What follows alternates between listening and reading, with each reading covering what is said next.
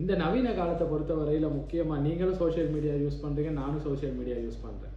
நம்ம எல்லாமே நம்மளோட புகைப்படத்தை வேறு யாராவது பார்க்கணும், மற்றவங்க ஸ்க்ரீன்ஷாட் அடித்து வச்சுக்கொள்ளணும், மற்றவங்க அதை எடுத்து ஷேர் பண்ணணும், அதுக்கு எல்லாத்துக்குமே அனுமதி கொடுத்து நிறைய ஃபோட்டோஸை நம்ம சோஷியல் மீடியாவில் அப்லோட் பண்ணியிருக்கோம். அந்த மாதிரி அப்லோட் பண்ணப்பட்ட ஃபோட்டோ வந்து முக்கியமாக நீங்கள் அதை நார்மல் ஃபோட்டோ இருந்தாலும் சரி, உங்களோட பார்ட்னரோட இருக்க மாதிரி ஃபோட்டோ இருந்தாலும் சரி, உங்களோட பிஸ்னஸ் சம்மந்தமான ஃபோட்டோஸ் எந்த ஃபோட்டோஸாக இருந்தாலும் அதை வந்து முறைகேடான முறையில் பயன்படுத்துறதுக்குன்னு ஒரு தனி கூட்டம் ஒன்று இந்த சோஷியல் மீடியாவில் உலாவிக்கிட்டு தான் இருக்காங்க. அது எத்தனை பேர்த்துக்கு தெரியும்? அது சம்மந்தமான வீடியோஸ் தான் இதில் பார்க்க போகிறோம். இந்த வீடியோ முழுமையாக பாருங்கள், உங்களுக்கு மிகவும் பயனுள்ளதாக இருக்கும் அப்படின்னு சொல்லி நான் ஷுவராக உங்களுக்கு கேரண்டி பண்ணுறேன். அந்த மாதிரி நம்மளோட தனிப்பட்ட புகைப்படங்களை வந்து நம்மளோட தனிப்பட்ட ஒரு ஃபேஸ்புக் அக்கௌண்ட்லேயோ, டிக்டாக் அக்கௌண்ட்லேயோ, யூடியூப்லேயோ, இன்ஸ்டாகிராம்லேயோ நம்ம வந்து அதை பதிவிடுற காரணம் என்ன? நம்மளை பற்றி நம்ம என்னென்ன செயல்படுறோம், நம்மளுக்கான பிஸ்னஸ் என்ன இருக்குது, நம்மளுக்கான அந்த ஃபேன் பேஸை உருவாக்கி கொள்றதுக்காக நம்ம டிக்டாக்ல அப்படியெல்லாம் ஃபோட்டோஸ் அப்லோட் பண்ணுறோம். ஆனால் அந்த டைமில் நம்மளுக்கு தெரியாது, நம்ம ஃபோட்டோ வந்து மற்றவங்க நிறைய பேர் பார்ப்பாங்க, அது இல்லாமல் எல்லாமே ஸ்க்ரீன்ஷாட் எடுத்து வச்சுப்பாங்க, எல்லாமே அந்த ஃபோட்டோவை ஷேர் பண்ணுவாங்க அப்படின்னு சொல்லிட்டு அந்த மைண்ட் செட் வந்து நமக்கு இல்லாமல் போயிடும். முக்கியமாக நீங்கள் ஃபேஸ்புக்கோ, வாட்ஸ்அப்போ, இன்ஸ்டாகிராமோ, ட்விட்டரோ எதுனாலும் எடுக்கல, முன்னுக்கு இது முத ஓப்பன் பண்ணிக்கல கேட்கும் நிறைய கொஞ்சம் ஆப்ஷன் கைடுன்னு கொஞ்சம் வரும். அந்த கைடில் என்ன இருக்கும் அப்படின்னு சொன்னால், நீங்கள் போடுற ஃபோட்டோஸ் வந்து மற்றவங்களால் பார்க்க முடியும், மற்றவங்களால் ஸ்க்ரீன்ஷாட் எடுத்துக்கொள்ள முடியும், மற்றவங்களால் ஷேர் பண்ணப்படும். அதுக்கு எல்லாத்துக்குமே நீங்கள் உடன்பட்டீங்க அப்படின்னு சொன்னால் அந்த எக்ரின்னு ஒன்று இருக்கும், அதை கிளிக் பண்ணி உங்களோட அக்கௌண்ட்டை நீங்கள் ஓப்பன் பண்ணிக்கங்க அப்படின்னு சொல்லி ஒரு இன்டர்ஃபேஸ் ஒன்று நமக்கு வரும். நம்ம அந்த டைமில் நம்ம என்ன செய்வோம்? ஓகே, அதெல்லாம் ஒன்றுமே பார்க்க மாட்டோம், நம்ம அந்த எக்ரியை கொடுத்து நம்மளோட ஃபோட்டோஸை நம்ம அப்லோட் பண்ண ஸ்டார்ட் பண்ணிடுவோம்.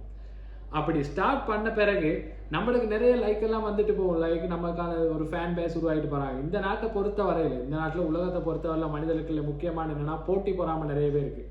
அப்போ நம்மளோட ஃபோட்டோஸ் மூலியமாகவோ, நம்மளோட பிஸ்னஸ் சம்மந்தமான வீடியோஸ் மூலியமாகவோ நம்ம கொஞ்சம் பிரபலியம் அடைகிறோம் அப்படின்னு சொன்னால் நமக்கான எதிரியும் நம்ம கூடயே சேர்ந்து வளர்ந்துக்கிட்டு இருப்பாங்க.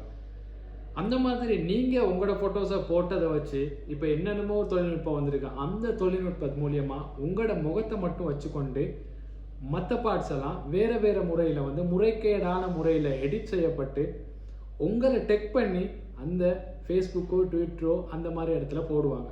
இங்கே முக்கியமாக நீங்கள் தெரிஞ்சுக்கணும் என்ன அப்படின்னு சொன்னால், உங்களை பற்றி ஒருத்தர் வந்து ஒரு இடத்துல வீடியோஸோ ஏதோ போட்டிருக்காரு அப்படின்னு சொன்னால் அதை வந்து யார் உங்களுக்கு சொல்கிறாரோ அவங்க மேலே கொஞ்சம் சந்தேகப்பட்டு பாருங்கள். ஏன் அப்படின்னா, இது வந்து நீங்கள் எப்படியாவது கண்டு கொள்ளணும், இது உங்களுக்கு அந்த மன கஷ்டத்தை ஏற்படுத்தணும், நீங்கள் உங்களோட பிஸ்னஸில் நீங்கள் வந்து அந்த முக்கியத்துவம் கொடுக்காம இது பின்னிக்கே நீங்கள் போகணும், உங்களோட ஃபேன் பேஸ்க்கு வந்து நீங்கள் அடுத்த அப்டேட் எதுவுமே இல்லாமல் உங்களை எப்படியாவது நீங்களே பள்ளத்தில் போட்டுக்கொள்ளணும் அப்படின்னு நிறைய பேர் எதிர்பார்த்துக்கிட்டு இருக்க ஒருத்தர் வந்து உங்ககிட்ட சொல்லுவார், இந்த பாருங்கள் உங்களோட மாதிரி ஒரு வீடியோவோ ஒரு ஃபோட்டோஸோ இந்த அப்படி ஷேர் ஆகியிருக்கு அப்படின்னு சொல்லி இந்த லிங்க்கில் நீங்கள் யூஸ் பண்ணி பாருங்கள் அப்படின்னு சொல்லி உங்களை அவங்க பயமுறுத்துகிற முகமாக சொல்லுவாங்க. அவங்க மேலே சந்தேகப்படுங்க. ஏன்னா நிறைய பேர் அந்த மாதிரி அடிப்படையில் தான் வந்திருக்காங்க. அது மட்டும் இல்லாமல் இப்போ சமீபத்தில் தெரிஞ்சவங்க யாராவது, எங்களுக்கு தெரிஞ்சவங்க யாராவது அதே மாதிரி ஃபோட்டோஸ் எதுவும் வந்திருந்தா நம்ம அந்த ஃபீல்டில் கொஞ்சம் செக் பண்ணிக்கிட்டே இருக்கனால நம்ம அவங்களுக்கு சொல்லுவோம், என்னன்னா இந்த பாருங்கள் உங்களை பற்றியான வீடியோஸ், ஃபோட்டோஸ் வந்து இப்படி ஷேர் ஆகுது, எவ்வளோ சீக்கிரம் முடியுமோ அவ்வளோ சீக்கிரம் வந்து அதை இல்லாமாக்கி கொள்ளுங்க அப்படின்னு. ஆனால் நான் முதல்ல சொன்ன மாதிரி நிறைய பேர் நம்மளே இப்போ சந்தேகப்படுற அளவுக்கு வந்துட்டாங்க. ஏன்னா கிட்டத்தில் எனக்கு அதே மாதிரி ஒரு சமீபத்தில் அதே மாதிரி ஒரு பிரச்சனை நடந்துச்சு.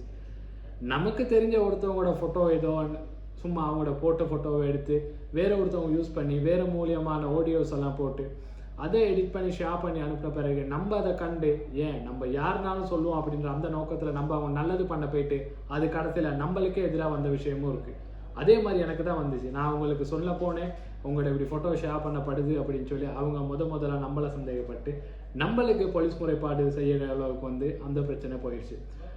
அதனால உங்கள்கிட்ட வந்து யார் இந்த வீடியோஸை கொஞ்சம் பாருங்கள் அப்படின்னு சொல்லி உங்களுக்கு தெரியும் தானே, இவங்க வந்து நம்மளோட எவ்வளோ க்ளோஸாக இருக்காங்க. அப்போ இவங்க வந்து பார்த்து சொல்கிறாங்கன்னா நம்ம நல்லதுக்காகத்தான் சொல்லுவாங்க. சில வேளை உங்களோட பிஸ்னஸ் பார்ட்னர்ஸ் வந்து கொஞ்சம் சொல்லிக்கல கொஞ்சம் எதிர்பார்த்து பாருங்கள். சில வேளை நீங்கள் ஏற்கனவே நீங்கள் காதலிச்ச ஒருத்தர் வந்து உங்களோட எக்ஸ் வந்து யாராவது அப்படி சொன்னால் அதை கொஞ்சம் பாருங்கள், அவர் மேலே சந்தேகப்பட்டு பாருங்கள்.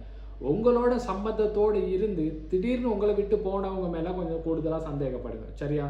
அந்த மாதிரி சந்தேகப்பட்டு அவங்க தான் செஞ்சுருப்பாங்க அப்படின்னு சொல்லி அதை டிலீட் பண்ணுறதுக்கு அந்த ஷேரிங்கை நடத்துறது எவ்வளோ குயிக்காக உங்களுக்கான வேலையை செய்ய முடியுமோ அவ்வளோ குயிக்காக செஞ்சு கொள்ளணும். ஏன்னா சோஷியல் மீடியா வந்து பரவுதல் எந்த டைமும் இல்லை, 24 மணி நேரமும் பார்வையிடலாம். அதில் உங்கள் ஃபோட்டோஸ் அப்படி போணுச்சு அப்படின்னா 10, 20, 30 ஒரு 1 ஹவருக்குள்ளேயே நிறைய வியூஸ் போய் சேர்ந்துடும். அந்த டைமில் நீங்கள் மற்றவங்களுக்கு சொல்லுங்கள், இந்த பாருங்கள் இந்த வீடியோ போய் இதை எப்படியா ரிப்போர்ட் பண்ணுங்கள், நீங்களே அந்த லிங்க் அனுப்பி நீங்களும் இன்னொரு 100, 150 பேருக்கு வந்து அனுப்பிடுங்க. இதுக்கு முக்கியமாக என்ன நடக்கணும், என்ன செய்யணும் அப்படின்னு சொன்னால், சைபர் கிரைம் இன்வெஸ்டிகேஷன் டிவிஷன் அப்படின்னு சொல்லி ஒரு டிவிஷன் எல்லா இடத்துலையுமே இருக்குது. கொழும்பில் ஹெட் குவார்ட்டர்ஸ் இருந்தாலும் ஒரு 9 பிரான்ச்சஸ் மாதிரி அவங்களோட இருக்குது. கண்டியில் இருக்குது, மகாவோய அப்படின்னு சொல்கிற அம்பாறு டிஸ்ட்ரிக்டில் இருக்குது, வட மாகாணத்தில் புதுசாக போட்டிருக்காங்க, யாழ்ப்பாண போலீஸ் மூலஸ்தானையில் இருக்குது. அந்த மாதிரி நிறைய இடத்துல வந்து இந்த சைபர் சம்பந்தமான கேஸ் ஹேண்டில் பண்ணுறவங்க நிறைய பேர் இருக்காங்க. அவங்கக்கிட்ட போயிட்டு இந்த மாதிரி என்னோடய ஃபோட்டோஸ் ஷேர் ஆகிடுச்சு, இதை எப்படியாவது டிலீட் பண்ணிட்டாங்க அப்படின்னு சொல்லி அவங்ககிட்ட முறைப்பாடு இருக்கலாம். அப்போ அவங்க என்ன செய்வாங்க அப்படின்னா, உங்ககிட்ட ஒரு ரிக்வஸ்ட் லெட்டர் ஒன்று வேண்டி எடுப்பாங்க. அந்த ரிக்வஸ்ட் லெட்டரில் என்ன சொல்லணும்னா, நான் இந்த விலாசத்துலேருந்து என்னுடைய பேர் இது தான், என்னோடய ஏஜ் இது தான், நான் வேலை செய்கிற வேலை இது தான், ஆனால் என்னுடைய புகைப்படத்தை வந்து இந்த அக்கௌண்ட் மூலியமாக இதை வந்து தவறான முறையில் பாவனை செய்கிறாங்க, அதை எப்படியாவது இல்லாமக்கிட்டாங்கன்னு அவங்களோட ரிக்வஸ்ட் லெட்டர் கொடுக்குறதோட உங்களோட அந்த டிக்டாக் இடையில போட்டிருக்க உங்களோட அந்த வீடியோஸையும் அந்த ஸ்க்ரீன்ஷாட்டையும் அதுக்கான லிங்க்கையும் மற்றது உங்களோட தேசிய அடையாளத்தையும் கட்டாயம் கொண்டு போகணும். இது ஏன் கொண்டு போகணும் அப்படின்னு சொன்னால், எந்த ஒரு கிரைம் நடந்தாலும் அந்த கிரைம் நடக்கிறதுக்கான சரியான சாட்சி வந்து போலீஸாருக்கு கட்டாயம் தேவை. அப்போ இங்கே கிரைம் வந்து என்னன்னா, உங்களோட வீடியோஸ் வந்து அதில் பகிரப்பட்டிருக்கு, அந்த வீடியோ வந்து சைபர் கிரைம் மேலே கட்டாயம் அவங்க செக் பண்ணி பார்க்கணும். அவங்களோட சட்டத்திட்டங்களுக்கு இப்போ இலங்கை சட்டத்திட்டங்களுக்கு அடிப்படையில் அது இருக்கா அப்படின்னு சொல்லி, இல்லைன்னா உண்மையாக உங்களை பற்றி தவறுதலாக தான் பேசியிருக்காங்களா அப்படி சொல்லி அந்த அக்கௌண்ட்டை பற்றி பார்க்கணும். ஏன் அப்படின்னு சொன்னால், இந்த டிக்டாக் அக்கௌண்ட்டுன்னு வைக்கிறாங்க அப்படின்னு சொன்னால் அது எங்கேயோ ஒரு இடத்துல அப்படின்னா மெட்டாவுக்கு கீழே தான் டிக்டாக்கெல்லாம் இருக்குது. அப்போ மெட்டாவிலேருந்து ஒரு அக்கௌண்ட்டை இல்லாமாக்கணும் அப்படின்னா அவங்கக்கிட்டேருந்து ஒரு கஸ்டமர் இல்லாமாக்குற மாதிரி. இப்போ நம்மளுக்கு நிறைய பேர் கடையில் கொஞ்சம் பேர் வர்றாங்க அப்படின்னா நம்ம ஒருத்தவங்களுக்கு வர வேணான்னு சொல்லிட்டோம் அப்படின்னு சொன்னால் அவங்கக்கிட்டேருந்து வர்ற பிஸ்னஸ் அந்த இன்கம் வந்து நமக்கு இல்லாமல் போயிடும். அதே மாதிரி தான் மெட்டா ஒரு ஷாப்னு வச்சுக்கிட்டா அந்த ஷாப்போட கஸ்டமர்லாம் யார் அப்படி சொன்னால் இந்த மாதிரி டிக்டாக் அக்கௌண்ட், அந்த பேக் அக்கௌண்ட்டும் அவங்களுக்கு ஒரு கஸ்டமர் தான், நீங்கள் யூஸ் பண்ணுற உங்களோட ஒஃபிஷியல் அக்கௌண்ட்டும் கஸ்டமர் தான். ஸோ அந்த மெட்டாவால் அப்படி டக்குன்னு அந்த கஸ்டமரை இல்லாமல் ஆக்கிறதுக்கு விட மாட்டாங்க. அது மூலியமாக நீங்கள் ரிக்வஸ்ட் லெட்டர் எழுதி கொடுத்ததோட உங்களோட தேசிய அடையாள அட்டையை முன்னிலைப்படுத்தணும். இந்த ஃபோட்டோவில் இருக்கிறது நான் தான், என்னுடைய ஃபோட்டோ இந்த ஐடி அதாவது பேக் ஐடி இந்த லிங்க்ல இந்த மாதிரி ஷேர் ஆகுது, இந்த 3 வந்து அந்த சங்கிலி பின்னர் மாதிரி சரியாக இருக்கணும். என்னென்னா உங்களோட தேசிய அடையாள அட்டை, மற்ற நீங்கள் கொண்டு போகிற ஸ்க்ரீன்ஷாட், உங்களுக்கான அந்த லிங்க், அது 3மே இருக்கும். அது இல்லாமல் அந்த அக்கௌண்ட் அப்படின்னா அந்த அக்கௌண்ட் ஃபுல்லாகவே உங்களோட வீடியோ போட்டிருந்து ப்ரொஃபைல் ஃபோட்டோவில் வந்து வேறு ஒருத்தவங்களோட ஃபோட்டோ போட்டிருக்கு. அந்த இப்போ ஒரு டிக்டாக் அக்கௌண்ட்டில் கிட்டத்தட்ட ஒரு 1000 வீடியோ இருக்குது, அந்த 1000 வீடியோவுமே உங்களோட வீடியோஸ் தான். ஆனால் அதில் போட்டிருக்க ப்ரொஃபைல் ஃபோட்டோ வந்து வேறு யாருக்கும். அப்போ உங்களால் அந்த டிக்டாக் அக்கௌண்ட் கணக்கை வந்து இல்லாமக்க இயலாது. உங்களால் என்ன செய்யலும், உங்களுக்கால ரிக்வஸ்ட் பண்ண இயலும் என்ன அப்படின்னு சொன்னால், உங்களை மையப்படுத்தி போடுற அந்த 1000 வீடியோ மட்டும்தான் டிலீட் பண்ணுறதுக்கு நீங்கள் முயற்சி எடுக்க முடியும். ஆனால் அந்த அக்கௌண்ட்டை வந்து நீங்கள் டிலீட் பண்ண இயலாது. ஏன் அப்படின்னா அந்த அக்கௌண்ட்டில் போட்டவங்க வந்து வேற ஒருத்தவங்க சம்மந்தப்பட்டிருக்காங்க. ஆனால் அந்த வேற ஒருத்தவங்க சம்மந்தப்பட்டவங்க வந்து கம்ப்ளைண்ட் கொடுத்தாங்க அப்படின்னு சொன்னால், அவங்களோட தேசிய அடையாள அட்டையும் அவங்களோட ரிக்வஸ்ட் லெட்டரும் அந்த அக்கௌண்ட்டையும் கொண்டு கொடுத்தாங்க அப்படின்னு சொன்னால் அவங்களால இந்த 1000 வீடியோவும் டிலீட் பண்ண இயலும். ஏன் அப்படின்னா ஒரு ப்ரொஃபைல் அப்படின்னா அந்த அக்கௌண்ட்டுக்கு முக்கியமான ஒரு ஆள் தான் மேலே இருக்காங்க, அவங்க தான் ஓனர். அந்த அக்கௌண்ட்டுக்கான ஓனர் வந்து அந்த ப்ரொஃபைலில் இருக்கவங்க தான்.